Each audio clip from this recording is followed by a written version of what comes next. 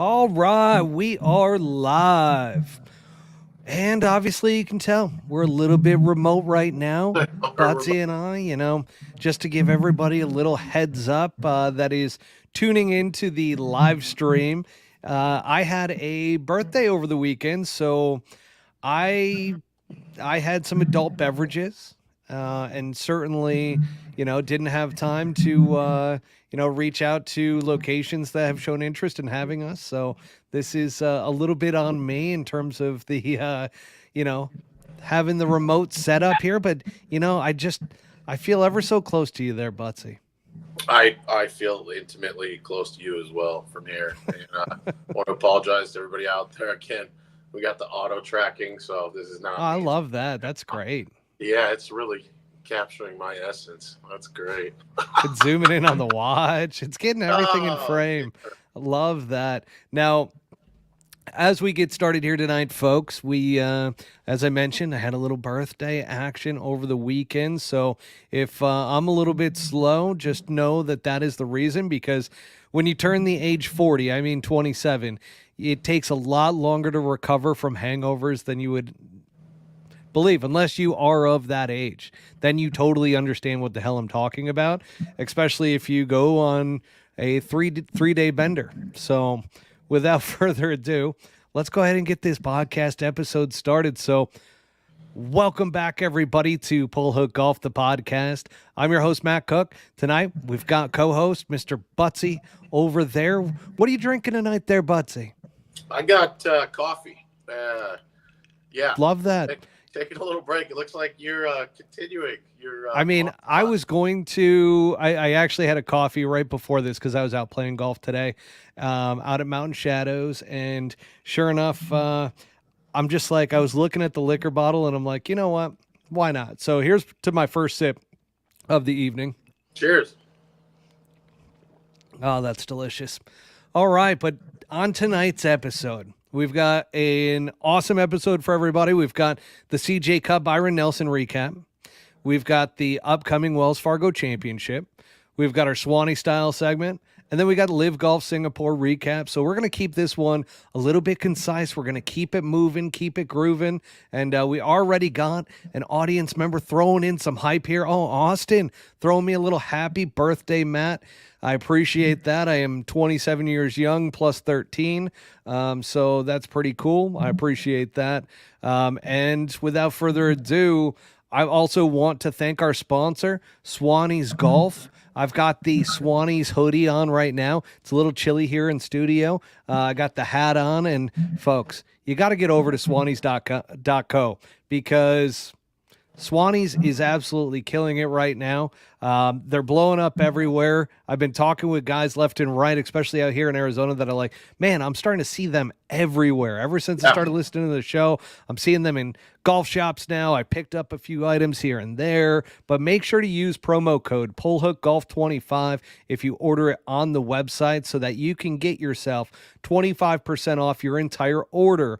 Also got some cool details towards the Swanie style segment that I'm going to be going over as well. So some cool details. So if that's a hint, definitely pay attention during that part of the show, and you'll hear some cool stuff. But again, Pull Hook Golf 25 at checkout at Swannies.co. Get yourself some gear, folks. And the first segment we got tonight, Butsy, we got the CJ Cup Byron Nelson winner, Taylor Pendrith. What do you know about little Taylor Pendrith? I don't know much about him, to be honest with you. I know he's been grinding for a while. I did catch some highlights. I watched the little hole out there on the last day to, that probably is what won him the tournament. But yeah, I don't really know his background. Elaborate. Yeah, so Taylor Pendrith, he's an absolute bomber. So he hits the ball a country mile. And I'm trying to see what his current stats are for driving distance this year. But he's won multiple times on tour. He is a guy that hails from good old Canada. So he's got 3 top 10s. Oh, and actually, I believe that's his first victory. My apologies. I thought he had won once prior. But he's got 3 top 10s, 5 top 25s. He's played in 6 events this year. Oh, that's just for 2024. My bad. Hang on. Let's go to 2022, 2023, because I want to say that he had a win there as well. Okay. No, he did not. I am full of shit tonight. Gosh, why do I feel like Taylor Pendrith has won more than one time on tour?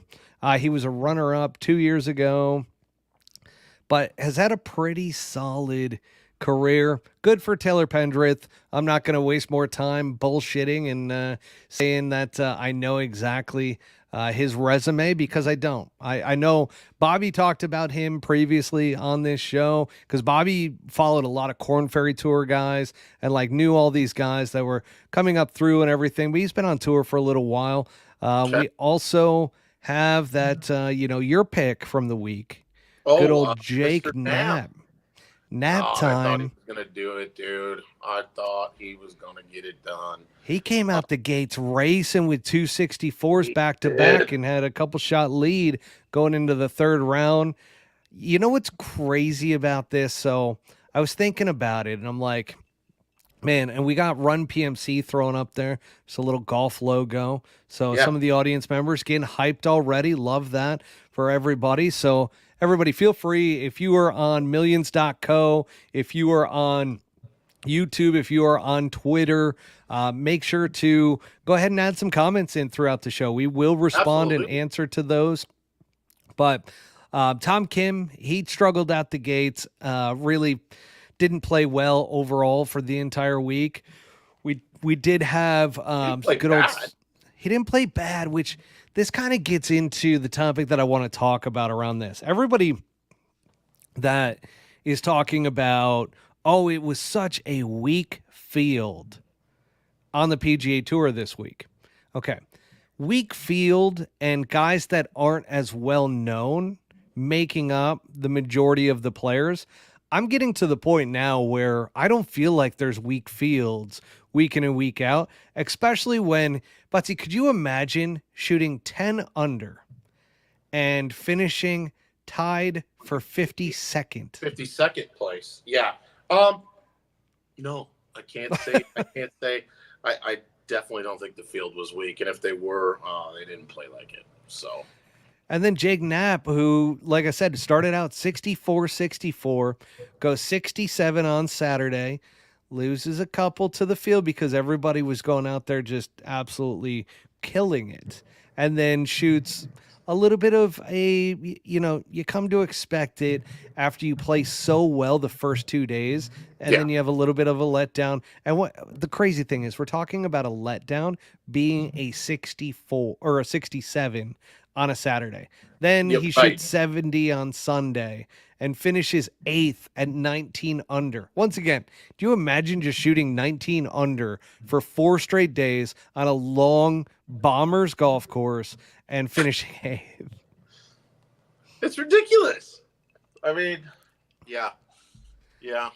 I don't know. This next week, I'm excited though. Well, we got 2 weeks, right? We got Myrtle, and then we got.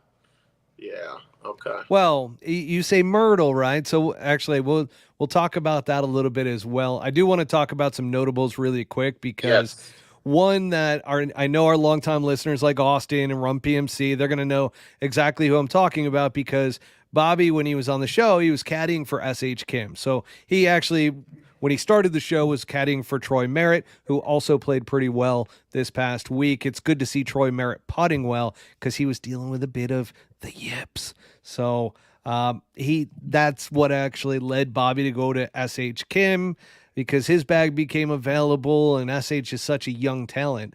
Everybody who is a caddy or, people within the PGA Tour, they all say the same thing about S.H. Kim, that he is by far the most talented South Korean to come on the tour.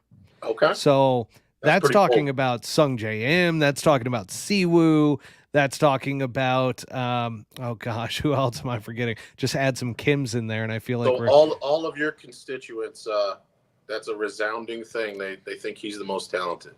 They do. They think he could 100% be the best Korean out of the bunch. And that that right there, I mean, it says a ton about his game, but also the fact that he's a golfer. So what I mean by that is most Koreans hit a stock shot. Yeah. He is a guy that works the ball either way. So with that said, I do want to throw up here. Golfer HD said, "Is this a new streaming platform?" I'm discombobulated. Sorry about that, Golfer HD. This is our remote setup. So when we do in person, Butsy and I are actually sitting by each other in person. Where this one, we've got the little split screen here. Definitely check out the podcast version of it tomorrow for the kind of the finished product to it, so to speak. Yeah. Yeah, I'm on a Kodak disposable camera here. I apologize. So and I'm in Singapore, so that's where we got two different things going on here. Right there behind. Yeah, good old Singapore behind me. Nice. No, that's just a green screen, folks. We're just popping up the LIV Golf course this past weekend. But let me get back to SH Kim real quick, because he finished tied for fourth at 20 under. Now, this kid is not broken through yet for a victory. His agent told me that as soon as he does, he's going to come on the podcast. And we're going to have him on to talk about his victory. So with that, SH Kim is one of these guys that can work the ball either way. There's no real stock shot. He can hit a cut, he can hit a draw, and he plays golf shots. He can hit it low, high. His wedge game kind of was what was lacking a little bit last year, and then a little bit of his putting too. So that's where, with SH Kim, I'm just waiting for him to break through. And once he does, that's going to be just, I mean, I think he's going to come on the scene because his golf swing is so fundamentally sound. So good. And he's going to come on the pod, right? I know. So we got that going for us, which is nice. Good English? No. So his agent's coming on with him. Got it. Okay. Yeah. So that's going to be part of it. But Aaron Rye, the two-glove Aaron Rye from good old England, he continues to impress, man. Another T4 at 20 under. We got Ben on also at 20 under, T4. And then Matt Wallace said that he's learning from the young guys, okay, that don't get so upset over a golf shot. Yeah. Just move into the next golf shot. It's like, Matt, how old are you? Like, and you didn't know this until watching like Ludwig Oberg? Like, come on, buddy. Like, I heard that interview with him, and I'm like, that's really that's tough.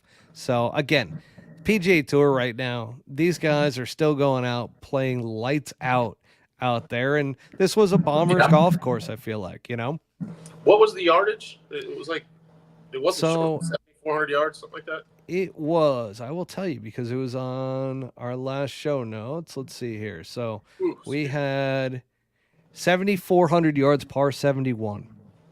Yeah. So deep. And wet and soft, right? It was. Michael Kim was actually on Twitter talking about the golf course wasn't in the greatest of shape. They had a lot of rain. However, the greens, he said, were in the best condition he's ever seen. So in terms of for that golf course, I believe, I don't think he was talking about like best greens he's ever seen. More so specifically best greens he's seen there. Gotcha. Which, obviously, when the greens are in really good condition, you're going to see guys go really low. And that's what we saw.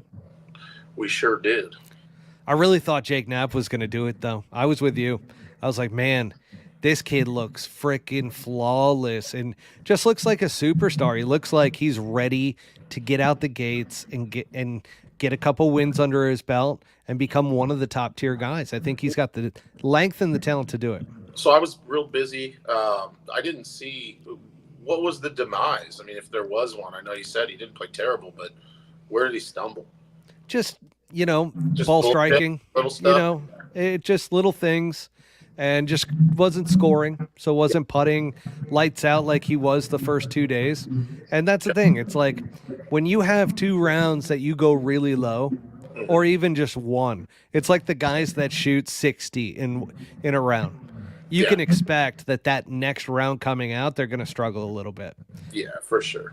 everything's not going to be firing the same way. And so that's where, you know, you get a lot of guys that they start a little bit slower, but they're still putting up good rounds. And then they finish the last 2 days really strong, or last 3 days really strong, and put those together. But this one, again, you know, having Taylor Pendrith up there winning this thing in the 20s, that's pretty damn good stuff right there.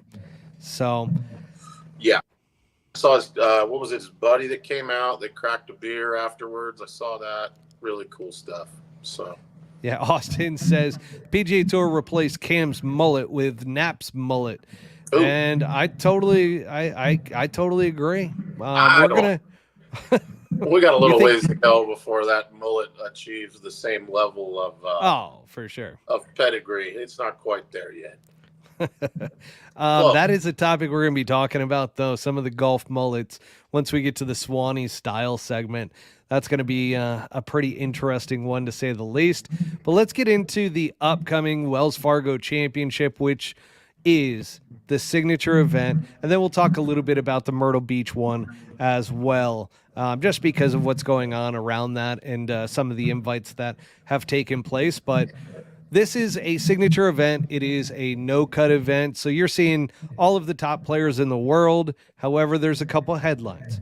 First one is Scotty Scheffler, his wife, still pregnant. What's going on there? We were leaving.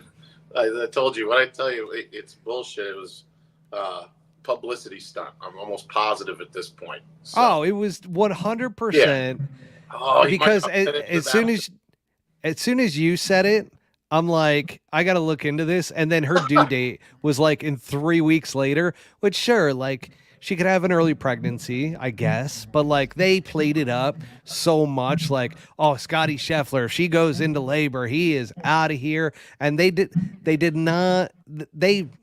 meant to do that. They meant to leave everybody on a cliffhanger. What a great story. Like, might, Fargo winning to be home. He's that great of a guy, Just, yeah. So. We bit. So, I mean, a lot of people bit, but now a lot of people are pissed off. They're like, what the hell? He's like, his wife still hasn't had the baby yet? Like, what's happening? Yeah. Yeah. They're like, is this baby going for 10 months or what? Oh, yeah. Well, we'll see. No, so Scotty Scheffler is not there. They are expecting their first child. The one that is scary for the headlines of this tournament is Ludwig Oberg withdraws with a knee injury. I feel like that happens to all these dudes that come out and they kind of crack onto the scene, and then before you know it, here we go. Here comes the injury. I was talking to my trainer today because I went in this morning to finally become a normal human being again after that Friday, Saturday, Sunday run that I had. I did play golf in there though. So for all of you guys, don't miss a tee time. Like, even if you're drunk, do not miss a tee time. It's just a bad luck. We got a buddy like that, don't we? Oh, sure do. Yeah. So just don't be that guy. That being said, now, sorry, I was talking with my trainer this morning about that exact thing with Ludwig, and he's just like, yeah, man, that is not good at his age to be having knee problems. And who know? I don't know who Ludwig is trained by in the gym or anything like that, but I do hope that he's got a good team around him. You would imagine that he does, especially with the money that he's making and everything. But hopefully he rehabs that and comes back soon, because this is a huge event. Yeah. What is it?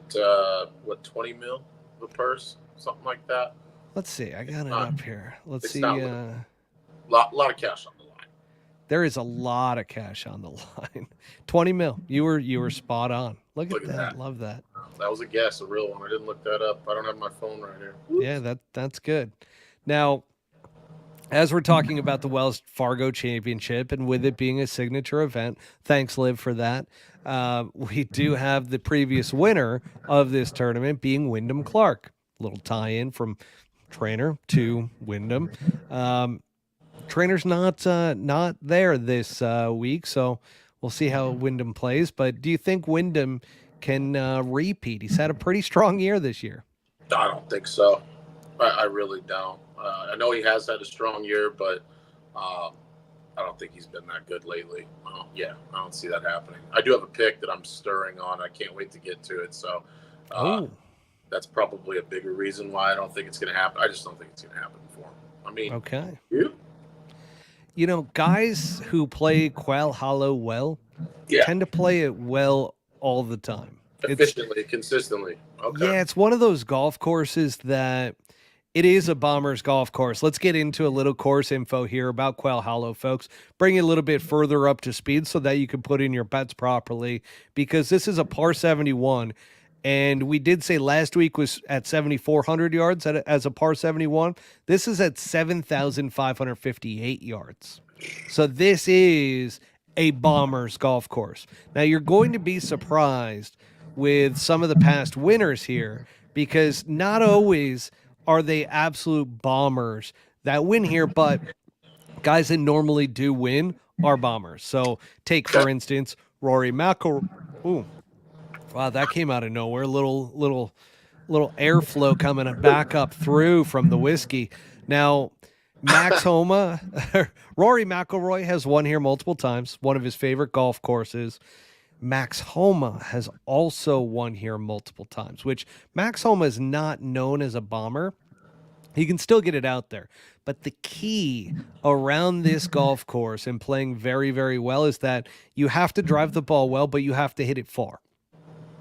Yeah. That being said, you also have to be a great iron player. Mm-hmm. So that supersedes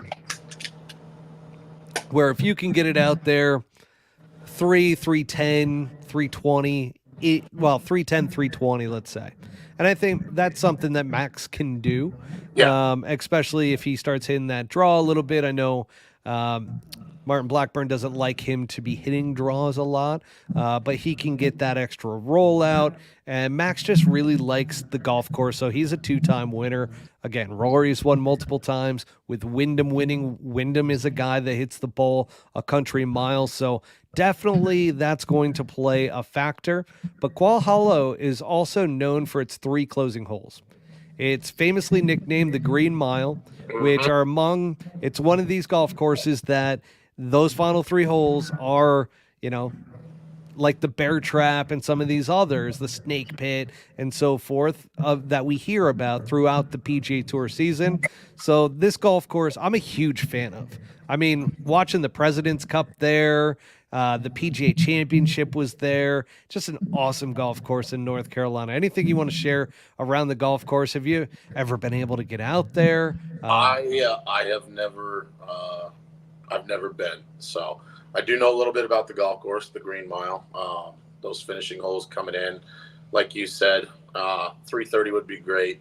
But if you can hit it 310 and you got Max Homa's iron game, you're probably going to do all right. So that would probably make sense. Why? How many times has he won? 3? Twice. Okay. So yeah, Rory has won. Let's see. Rory is a 1, 2, 3-time winner. I mean, does anybody hit it less than 310 anymore? I don't who's out there? I don't know. I mean, it's crazy because that's what I'm saying. That's when you go way back. I mean, and here's the thing: when the scores are lower, you can bring in some of the guys that don't hit it as far. And it's funny because I'm talking about bombers, right? And guess who won this golf tournament in 2016, 2017? But I want to say that this was before Fazio and some of the increased yardage. It was Brian Harman, who's not one of the longest guys on tour. So they've definitely moved the golf course to be deeper, further, tougher, because some of these scores, I mean, Max Homa won it in 2021 with a score of 2022 with a score of 8 under. God, Brian Harman, there's a guy that could make a whole lot fucking cooler, maybe like bringing the harm, I don't know, just try to coolify him a little bit. It's just, so the waggles are tough for the fans. Yeah, they don't like that. Yeah, he's a great player, and he doesn't get enough credit for how damn good he really is. He is. They need to do a side-by-side video. Remember when Sergio used to do the grab? This thing? How many times? Oh my God. Put them next to each other. I might do that later just to do a little compare contrast. That would be awesome because you're spot on. Sergio was driving people crazy for a long time. Who do you think took longer before they pulled the trigger? Sergio. Actually, no. We got to go Kevin Na. Kevin Na ran into a pretty big mental issue of pulling the trigger. Well, he was like full paralysis before he finally pulled the club back. So, yeah. Wow. I forgot about Kevin Na. Very good. I know. Yeah, those are the three big ones that I remember. Now, from the key holes that are out there, it's not only the final 3 holes. There's also hole number 7, which is a challenging par 5 where the water comes into play on the second shot. You got strategic play that's required there to navigate around the hazards. Got to position yourself for a safer third shot to the green. A lot of guys lay up on that particular hole. So keep an eye on hole 7, 17, and 18 as the big holes this week. And again, course designers, you got George Cobb, who designed it in 1961. It was then renovated by Arnold Palmer, and then later updated by Tom Fazio in preparation for everything recently. Yeah, roll the ball back, man. 7,500's not long enough. Sorry. Yeah. Have we talked about rolling it back yet? We did a little bit. Yeah. We both said it was stupid. So this golf course would play what? What'd they say? It's like 15 yards, 20 yards, something like that. So bump her up to about 77.50. That'd be all right. Rock and roll. Yeah, I'm not playing. Fuck that, dude. No thanks. No, I have no desire to play a golf course that long anymore. My ego used to love it. Yeah. No, thank you. No, I'm good. 5 wood into par 4s. No thanks. I'm out. Give me that 7 wood. Oh, absolutely. Now, we also have some, field analysis. This is pretty simple, guys. It's everybody. Except for the 2 that we said, Scotty Scheffler and good old Ludwig Oberg. Ludwig would have been a great contender at this golf course. This golf course fits his game beautifully. Great ball striker. Well, great iron player. And then he's one of the straightest, longest drivers. So it would have been awesome to see him play really well here. Too bad he's not going to be in the field. But let's get into the betting. So who are you thinking? Joel did. No, I'm just kidding. No, I'm going to go with Ricky Fowler. I think Ricky Fowler. I played with his caddy a couple weeks back. Talked about where his game's at. What's the miss? What's going on? And everything I heard, I think he's poised. I think they need to make a couple putts. He did say he's got this little block miss every now and then off the tee, but it's like nothing. So he said he's dialed in, man. So that's going to be my horse. Ricky has won there previously, I believe. Has he really? There you go. Yes, he has in 2012. I wonder what his odds are. Man, I wonder what they got on him. So, yeah, that's a pretty good one. Ricky plays well there, too. Yeah. Good iron player, etc. He really is. He's due. I just think he's due. He is due. It's been a while. Let's see. We've got, for me, I'm going to go with Rory McIlroy for the quad, for the hat trick. It's coming big off the team event. A lot of girlish posing there for the win there. Bad karaoke. Can't throw a pitch. Super athletic, but that's a good pick. I mean, you can't. Yeah, we like to hate on him a little bit, but my heart wants to go with Wyndham for going back. Really? You really think? That course, he plays it really, really well. And when he won last year, he was unbeatable. So I really feel like just a golf course that fits him really well. Horses for courses. Yeah. So that's where I'm at on it. Okay. That's fair.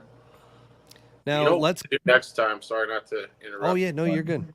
When we get these picks going, we got to have these odds night of ready. Mm, You know what I mean? It'd be interesting. completely agree. I mean, is Wyndham favored? Like, you know, Well, let's see. Let's go a can't little. be that hard. Go to like what, DraftKings maybe?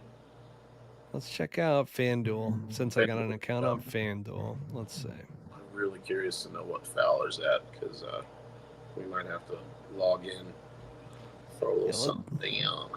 I'm gonna pull it up on the phone. Let's see what we got here.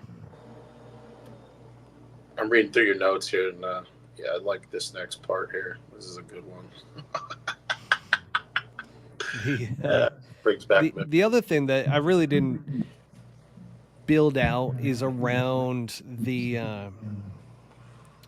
Myrtle Beach tournament. So because this is a signature series event, there is an additional PGA Tour event, and that's that Myrtle Beach one that the YouTube influencers were playing to qualify for. George Bryant did end up getting an invite, a special invite to play in the Myrtle Beach tournament as well. I think that's all I really wanted to say around it, which is why I didn't build a segment about it. Yeah, I wonder how many people that pisses off. I mean, is that deserved if you achieve that kind of status on YouTube that you get to play in tour events? Because your brother's out there, you know some people. I don't know. He can play though. That's the one thing. And I know he made the cut last time he teed it up, didn't he? I mean, he did choke to not win. He should have won that cue. He should have won it, but he chipped one over the green into the water. It just, These things happen. So Rory is technically the favorite. Wyndham is the third favorite. So Rory's got plus 650. Wyndham's got plus 1,400. You got Xander Schauffele up there, which is interesting at plus 900. Patrick Cantlay is 1,800. Max Homa plus 2,000. Colin Morikawa, who's been playing really well, is up there at plus 2,500. And when I say really well recently, especially at the Masters. Justin Thomas, Cam Young. I mean, Ricky Fowler might be a really good value pick. He's at plus 7,000. Might have to throw some money on him. Okay. All right, let's keep it moving. Keep it moving. Keep it grooving. Very good. Here we go. Let's see. The only thing, Butsy, that I am getting a little bit of is a little bit of echo noise. I don't know if the audience can hear that at all. Do you have any headphones, like wireless headphones, like AirPods or anything? No, don't worry about it. I will clean it up for the podcast version. So, folks, if it's driving you nuts on your end, just note that it will be cleaned up for the podcast episode tomorrow. So take a look around noon Pacific time for the podcast episode, and we'll get you all dialed in that way as well. But now we're moving into the Swanie style segment, okay? And for the Swanie style segment, we're going to be doing a giveaway for a chance to win $250 in Swanie's gear. Now, more details are to come. You're going to see it, but you got to make sure that you are on Instagram and you are following Pull Hook Golf and you are following Swanie. So that's going to give you a head start, but more details to follow. But again, as part of the Swanie style segment, we are going to be doing a giveaway for a chance to win $250 in Swanie's gear. And again, more details to come there. Woo. That's pretty exciting. I got that email from Swannies. It's like, hey, you want to do a giveaway? I'm like, absolutely. This audience deserves it. They've been looking at me wearing all the Swannies gear all the time. Let's make sure that they got some options themselves and got a chance to win some free gear. So that's pretty sweet that they're going to be doing that. And by the way, when we talk about $250 in Swannies gear, it is like Swannies is not overly expensive. So it's a lot of gear. I do have the list of stuff that it's like a polo, hat, so on and so forth. So I will get more into that, but be paying attention to Instagram especially. Very good. All right. Now, the second part to this Swanie style segment is the golf mullet, the haircut for 2024. I'm seeing it everywhere. It's like a mohullet. It's like a mohawk mullet, kind of. It's not. God, there was like a fat kid on a baseball team in a movie when I was a kid. Same thing. Anyways, yeah, I think you're right. I think it is. I think we're working away from the waves and the long hair, and it's going that way. I think Patty P's rocking one too. There's a lot of guys doing it now. Yeah. It's I not had for my the- barber start it because I'm like, man, I'm wearing a hat a lot now. Yeah. And I'm just like, I want the curls because I used to in college and That's in what you're high saying. school. I Yeah. used to have the curls, but used to have the wings that would come out when it would get too long. So now I'm like, oh, with the golf mullet, you got the trims on the sides, and then you got a little bit in the back, and then you got the curls will come in. So we're working our way towards it. Edgar's helping me out here. We've got a 2x2x2 plan. So by the third or fourth haircut, I think we're gonna start dialing it in. But I got another haircut coming in like another week or two. So What are you thinking? When is this thing going to be like ripe? When do you think it's ripe? I'm probably gonna say end of June, early July will probably be like my hair grows fast and it's already starting to grow in. Like I can almost like gel it to get like it spiky almost in the back. But it's definitely I noticed that this thing has become popular. Not the full on mullet like what Cam has or what Jake Knapp has. Those tend to be pretty aggressive mullets, but it is kind of the haircut that everybody loves right now. It is, and I guess I got to do something alongside you. I can't copy you, so I think I'll leave the top nice, but I'm committed. I will commit to this. It's going to have to be a high one, not all the way down to the back because I do have a job, but I'm gonna do the rat tail. Yeah. Yeah, I'm gonna grow the rat tail. What do you think? I love that idea. Yeah, I think so. And then you've been telling me that so I it's my fault. So I apologize to Rachel and everybody around you, Budsy, because now you have fresh Jordans all the time. And not to say that you didn't beforehand, but you did send me a text that you're like, man, I hate you because you rock new Jordans all the time. And now all of a sudden I've got to like step up my game. Thank goodness we're doing it remotely right now because otherwise we'd be showing off our sneakers and everything. Oh. But you got a couple new Air AJ1s. I'm going to I'm calling every golf shop in town because you know how this goes. At least for the retail ones, and the ones like you said, the other ones they're a little easier to come by, but the ones, especially in my size, they fly off the shelf. So when you get a restock, you got to be there same day. So yeah, I just picked up the all whites. I got the Shit! You grabbed the all whites. Got the whites with the little gray speckle. The bubblegum. I hadn't worn the ones until that Hackmasters Classic when we had these Masters Edition commissioned. I thought I would hate them, and they're amazing, dude. They're like really good on the golf course. You can wear them with jeans. It's kind of like showing off to the public that you definitely play golf without having to talk about it. So, yeah, I'm in, dude, and it's your fault. So thanks for that. You're welcome. Yeah. You're welcome. Thank you. And as we finish up around the golf mullet, what is the craziest haircut you've ever rocked? Oh, man. Little League Baseball, I had the full-blown Viking on top. So, mohawk shaved into a triangle that finished in the back, sides completely bald. Gosh. I could see that for you. It was just solid. I was a catcher. I mean, eating hot dogs and shit way too all the time. But anyways, yeah, the other one is just going from hair to completely big bald. Showed up on Instagram one day completely bald, playing golf bald. That's not a way to go, though. Wearing a golf hat, especially here in the summertime with no hair to kind of buffer, it's a disgusting feeling. It's not comfortable. That You could would be think tough. it'd be cooler. Yeah, it's not good. So, yeah, that's my deal. What about you?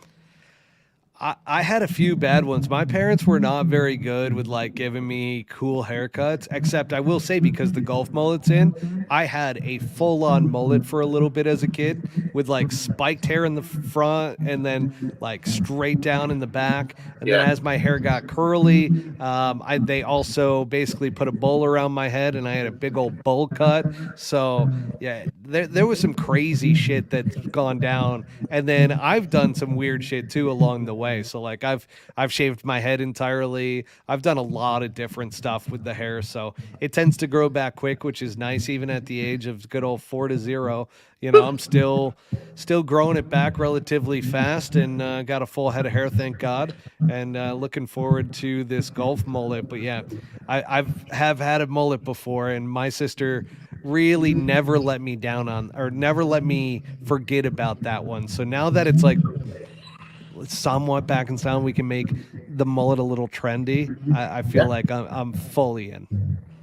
This guy Austin Whittington, remember the Oh bull? yeah. Oh, I rocked the bull hard, dude. I don't think I ever actually put a bull on the head and cut around it, but No, me neither. yeah, that would be. And the only other thing I can think of, the Eminem era, I did frost the tips there. Same. Yeah, I had the frosted white blonde tips for a while, spiked up. I'll send you a really horrible photo. Maybe you can See, use you it. went Eminem. Yeah. I would say that Justin Timberlake influenced mine when he was in NSYNC, because he was getting all the girls, and I'm like, that's a great way to get girls. Well, I'm his in. was So curly too, right? Kind of yeah, similar to yeah. So I frosted the tips for a while. Used to dye the hair a little bit to go a little blonde, and ladies loved it. So Ain't no lie, baby. Bye, bye, bye. Yeah. Drop it. Oh boy, there it is. but I'm a huge Eminem fan too, but I don't think his hair ever persuaded me to like go the platinum blonde route the yellow blonde look like he had. No. Yeah, I did that. Yeah. Anyways, moving right along. Anyways, LIV Golf Singapore. It's our last thing here. I mean, we're going to keep this one on the little bit on the shorter side. I say that, of course. And we have probably the biggest segment of the show tonight with LIV Golf Singapore. Little recap here, real quick. So we got the individual winner being Brooks Koepka at 15 under. He is 100% dialed for the PGA Championship. We'll talk about that. We've got the team winner being the Rippers, which Rippers go back-to-back once again, and we'll talk about that finish. And then a little side note, we'll talk about the PGA Championship, some of the invites that also went out. So let's kick it off with Brooks Koepka. How impressive was he this weekend? The energy with Brooks completely changed, man. Something clicked. It's almost like he hasn't been happy playing where he's playing, despite his stoic ability to say otherwise. The energy on the golf course looked like old Brooks, and that's exciting. He looked hungry, like a murderer out there. So, yeah, that's what I saw. I don't know. I saw the same thing. He really has that ability to flip the switch and just take it to that next level, where when he does that, man, he just, and you can tell he's locked in, because PGA Championship, he's got a great chance of winning that golf tournament. And when he gets locked in like this, I don't think he was happy with his Masters appearance at all. No, absolutely not. Yeah, no putts falling, some pretty poor airs. That wasn't the case this past week. So totally agree. And then Rippers, I mean, fuck, man. Cam Smith and Mark Leishman both finished T2 at -13 and have two of the best rounds Sunday, where Cam Smith went 7 under. You got Mark Leishman going 5 under, and they just had an incredible Sunday that brought them all the way to the front and end up getting that back-to-back victory. I like that, we had Brooks Koepka really in the lead the entire time. There were some scares from Cam and Mark, but, the team aspect just brought in that additional element, and I love that. Yeah, same here. I have to agree. Team Australia is hot. They are. Even Matty Jones is playing pretty well. Yeah. Yes, he is. I mean, what did Cam make 9 birdies on Sunday, something like that? 1 bogey. Chipped in twice. No, he chipped in once. Chipped in that one time. He's got it, whatever. He's working on his golf swing like 2-3 weeks ago. You saw him doing a little thing. Now it looks like that's dialed in. Yeah, fun to see. It really is. Yeah. Let's see here. 1, 2, 3, 4, 5, 6, 7, 8. 8 birdies, 1 bogey. And you know what's crazy? He bogeyed the par 5 7th. That hurts. That hurts the soul just a little bit. Well, then we got the invites going for the PGA Championship. Yeah, We got Taylor Taint. good old Taylor Gooch. He got his invite for the PGA. Taylor Taint. That's pretty good. David Poog. And then we've got Dean Burmester. They all receive invites to play the PGA. And then I did just see that Louis Oosthuizen also received an invite, but apparently turned it down for personal reasons. He's got something going on. I don't know. I literally saw that right before coming on tonight. Just popped across it from Twitter. I don't know if that is real or not, but little surprising. But if you got personal issues, I get it. So will they extend? Like, will that go to somebody else? I'm sure, and will it be a LIV guy? I don't know. Like, That's that's a good question. Right? Is that like reserved for LIV guys, or is somebody else in the world going to get that? I do wonder if somebody like Abraham Anser or Carlos Ortiz, like one of those guys, if Joaquin. they would get that invite. Well, I think Joaquin's already in. Is he already if I'm not playing? mistaken. Okay. Yeah. Okay. Yeah, he's got enough points from his wins on the DP World Tour during the offseason. But the one thing with LIV Golf that does kind of drive me nuts, we don't have an event for a couple of weeks. Next one is going to be after the PGA. It's going to be June 7th through the 9th at Golf Club of Houston. And I would actually say that that's one of the downsides of having a global golf tour, is that you have to give guys the ability to travel back, relax, chill, and then get back to it. It's like that travel it's exhausting for a lot of these guys. Oh man, yeah. I mean, it's hard enough going across the United States. Yeah, the amount of jet lag and traveling all over the world. I'm sure that's not something you want to do week in and week out. It's not sustainable. Definitely not. Originally designed to work in concert with some of the bigger tour events and majors. I mean, technically, they said. I mean, in the beginning, I think that was kind of the plan, is to show the PGA Tour that, hey, we can work like in cahoots. Yeah, what is that word? Harmony. Gosh, there's a word, I want to say it begins with a C. I can't think of it. But they can coincide together and kind of work together as, you know, some of the smaller PGA Tour events and stuff like that. But we've seen it where now, like LIV Golf Las Vegas versus Waste Management Phoenix Open, and it's like, that's not really going against one of the smaller PGA Tour events. Last week it did, because Singapore versus the Byron Nelson. I'll tell you right now, like I watched more of LIV Golf Singapore than I did the Byron Nelson. So, yeah, that's pretty crazy to say, though. You wouldn't have said that 3 years ago, probably. Hey, I'm going to be watching this LIV event more than the Byron. Yeah, and the nice thing about LIV Golf, and I've said this before, and I can't stress this enough, is the fact that you can go on and watch it anytime. It's an immediate replay that's available the entire round. They do the shorter like replays that are like 15 minutes or highlights of the round that are just condensed. And they do a really good job with those. Like for the PGA Tour, they're not the greatest. Like you can't watch the entire round over again. And then on that same like sentiment, if you watch the highlights, once again, it's truncated.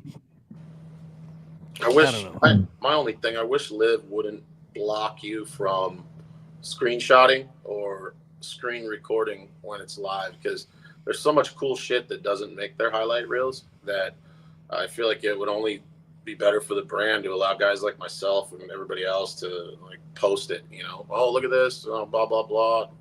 Yeah, catch a hot mic that comes out on Instagram, you know, that's not happening. So they used to. So you used to be able to through the app, but they've gotten more advanced with it, and now they block it, which sucks. You're right. It would be great for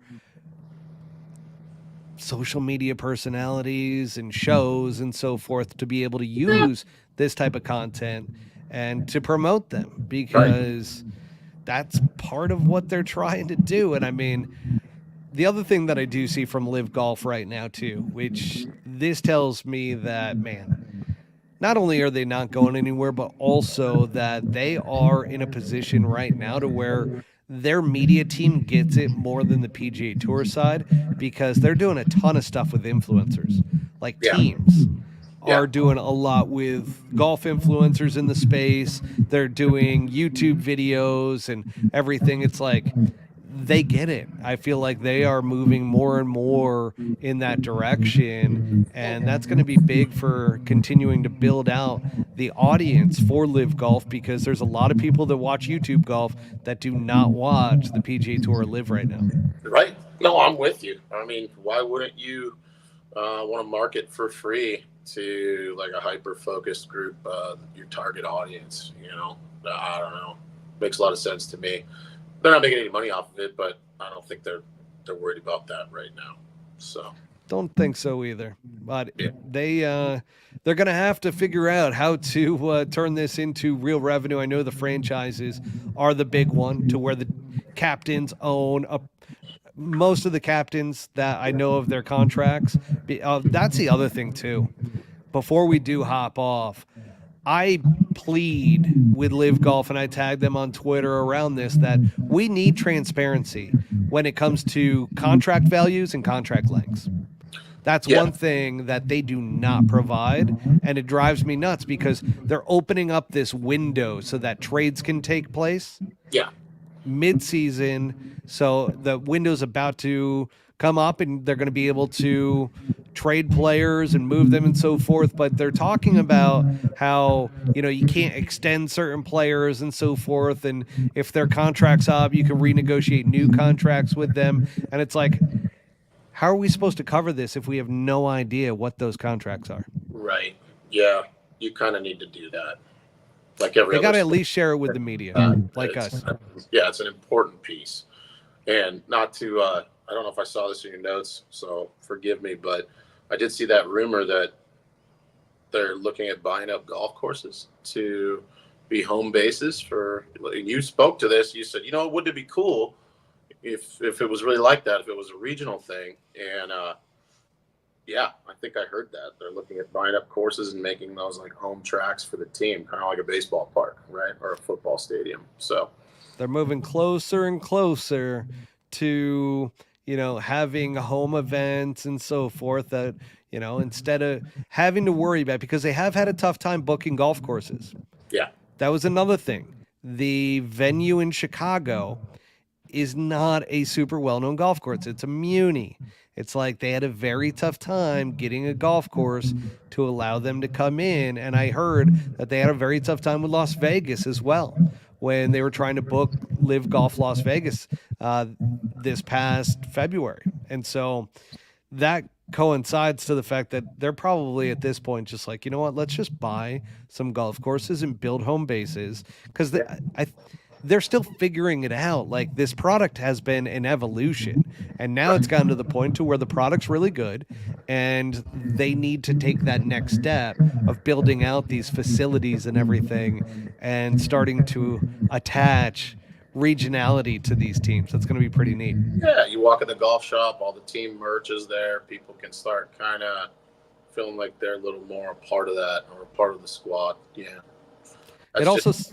Yeah, oh, sorry, go ahead. No, I was going to say, it just, I don't know. I'm a big LIV fan, but I still don't know if the people that are adopting it do like really carry the weight of the team aspect above just watching the guys play. So I don't know. I'm not sure if that's, yeah. You know what I mean? I threw out a poll a long time, like probably 3 months ago or so, that I actually asked that question. I was like, do you like, or what do you like the most? And was it LIV Golf and the individuals, or the teams? And it was overwhelming individuals. I'm sure that's what you're used to. That's what that's what the average Joe has been accustomed to for the last, forever. So it's tough. It's going to take some while for people to adopt that, especially people that didn't grow up playing golf or play on college teams or high school teams and understand the camaraderie that is team golf. if you didn't compete, you really don't have any way to connect with that other than getting used to it. These team facilities would be pretty cool. Yeah. Because then you can get a community behind it, and that would be pretty neat. Yeah. A town would be proud of the team, So we got a little note here from Anti-Live. No real fans. Still after 3 years in the USA, it's a failure. Maybe move it to Australia. Well, Australia has a huge audience around it. I think their events in the US do fine. I don't like. I get what you're saying, Anti-Live, with some of these events like in Singapore and in Jeddah. Like there's barely any fans that are out there, and from a viewership standpoint, I get that, but from a fan perspective, like I still think it's pretty cool to see them playing this golf course behind me, and to have that scenery and backdrop and everything, and building out new areas globally to build up interest in golf is a positive for the sport, and it takes time. It's not something that's going to happen overnight. And he said in the U.S. primarily, there's no real fans in the U.S., but that I don't believe. No, you can go to any LIV Golf post or anywhere where there's anything mentioned about LIV and just take the time to go through the comments, and it's at least 50-50 of people that are like, fire, this is awesome, versus this is a joke, right? There's plenty of people in there that are fans of it, I would say. I haven't really met too many people that dislike LIV, like within our golf circles. Like I just haven't run into too many people. Like, yes, the PGA Tour caddies and a lot of the pros that I've talked to and stuff, like, yeah, I get it. Like those guys, it's a bit more personal, and they're coming from a PGA Tour perspective because they've stayed loyal to the tour and so forth. But really from like just guys that, even the groups that Butsy, you and I have kind of commingled as well, it's like nobody's really like disliking LIV Golf, and more people, it's funny because more and more guys are starting to watch it now. Yeah, and I think that it coincides with I haven't met anybody that's better than a 12 handicap and lower that hates it. It's something to do with better players. I don't want to say income, but I think there's people in certain income brackets that understand the take for the money and stuff like that, and that's opening a whole Pandora's box by saying something like that. But I just, like you said, I haven't met anybody that's good at golf that really hates it. And for a 3-year startup, for them to have that big of an audience in Australia obviously says a lot in and of itself. But again, I get that some of these locations are not going to have huge audiences. Mm-hmm. That's one of the issues with having a global golf tour. Some of the stops are not going to have big audiences, but it helps grow those audiences. For sure. Yeah, and it's good TV, or will become good TV. That's for you, LIV Golf hater. Now, Anti-Live, the other thing, because you did bring that up, that I will mention is that so I hosted a global golf, or it's a global consulting firm based overseas that I hosted the State of the Game with this past Friday. And one of the interesting things was that the expert that I had on talks to LIV officials and PGA Tour officials almost on a daily basis. And so it was pretty interesting to get that perspective from them. But the overarching kind of theme around it was that LIV's a little bit nervous about players losing interest in just playing for money. And I think there's a couple guys that come to mind when that's said. One in particular is Dustin Johnson. I think Dustin, like, there was hard rumors. Like, when I say hard rumors, from a lot of people that know DJ well, and it really started to hit home that he signed a 3-year contract in the beginning, and that after the 3 years, he was going to be done. He's looked disinterested out there.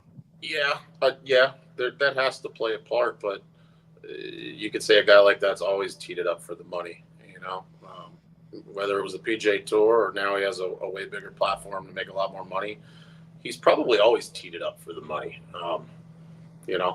Once he figured out he wasn't going to win 30 major championships, let's see how much we can make here. Let's get the bag. And then this big bag came up, and hey, here we are. But like you said, you think he's playing less hard? Is that like he just looks disinterested out there? Yeah. Like he's not the DJ of old, that's for damn sure. Like I don't know how much work he's putting in to this. I mean, he did finish 7th. He shot 10 under, but he just looks like nonchalant about it all. Like he's always kind of had that vibe to him. Yeah. But with those rumors that he's retiring after his contract's done, I mean, and riding off into the sunset, there's a couple guys that I like that are concerning. Cam Smith being another one, but it kind of seems like Cam is back to liking the game again and wanting to compete at a high level. Yeah. It just does. I don't know if I see that same thing from DJ, and I love DJ, man. DJ is one of my favorite players. It's totally plausible that you might hit a certain amount of money and just stop giving a shit. I 100% think that's probably possible. Yeah. So I mean, if you've grinded for so long playing professional golf and then you got an opportunity to take a ton of money and then after 3 years go out and just hang out on your yacht for the rest of your life. Yeah. He seems like one of those guys that would do that. You might get to the point where life changes with that amount of cash and you like to do other shit. He's got young kids now. He's got Paulina. Yeah. Totally. I mean, I don't know if I would say that's unacceptable to do that. It'd be tough. I would have to be there. It's tough to say. So. All righty. Well, that wraps up this episode of Pull Hook Golf, the podcast. Want to thank Swannies Golf once again, folks. We're going to be doing a giveaway, so make sure to pay attention to the Pull Hook Golf Instagram page for details around that. We're going to do a collaboration with Swannies around this giveaway. It's going to be at least $250 in Swannies gear, and certainly go to swannies.co, utilize promo code PullHookGolf25 at checkout for 25% off your entire order. And we'll just throw in this last comment by Austin Whittington, which is, sorry, I removed it there. DJ highlights from the 2010s are awesome. They sure are. I agree more. Yeah, they sure are. That was something else when he was hot. Yeah, agree. Until next week, Butsy. I think next week we will be in person, so looking forward to that. And for everybody else, we will see you next week. Peace out, everybody. Thanks, dude. See you guys. My pleasure. Peace.